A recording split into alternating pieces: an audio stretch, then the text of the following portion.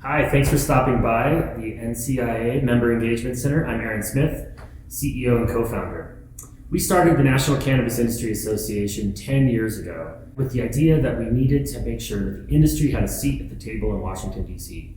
And year over year, we have made progress on the industry's issues, whether it be opening up banking access or ultimately descheduling cannabis. In fact, 10 years ago, we hardly could get anyone to even take us seriously on either side of the aisle, Democrats or Republicans.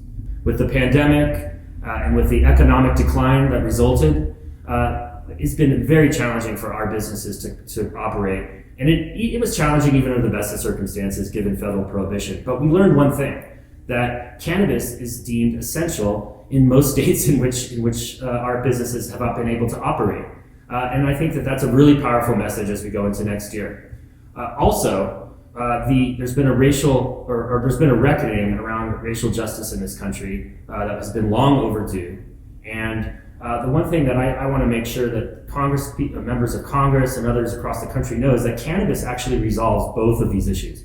Now, cannabis isn't going to fix everything, but cannabis reform can resolve both of these issues. Through regulating and taxing cannabis, we are able to produce good paying jobs, tax revenue, new tax revenue that would otherwise be revenue in an underground market at a time in which local governments, state governments are faltering because of the economic decline.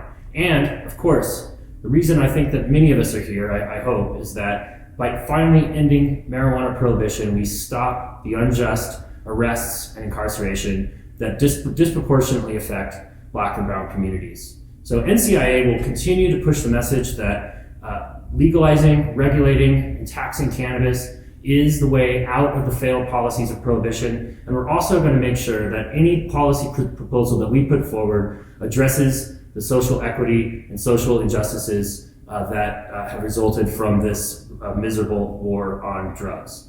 So thank you for attending today, but most importantly, I want to thank the hundreds of businesses that are members of NCIA and have made our work possible. There's going to be so much more work to do in 2021. If you're not yet a member of NCIA, I welcome you to join today.